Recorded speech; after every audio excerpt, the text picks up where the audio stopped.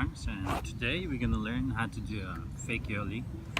We already learned previously how to do a ollie when you're going forward and you pop your board and you level out, pull your board, and then just ride away.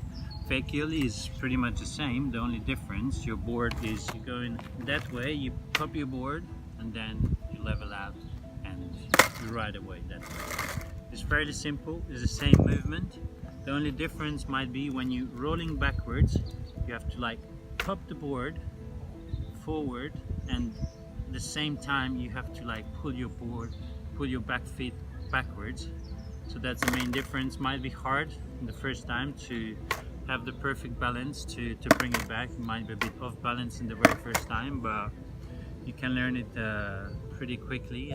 It's fairly simple. If you learn how to ollie, you're gonna learn in no time how to do a fake ollie, and then you can learn some more tricks: fake a shove it, fake a kickflip,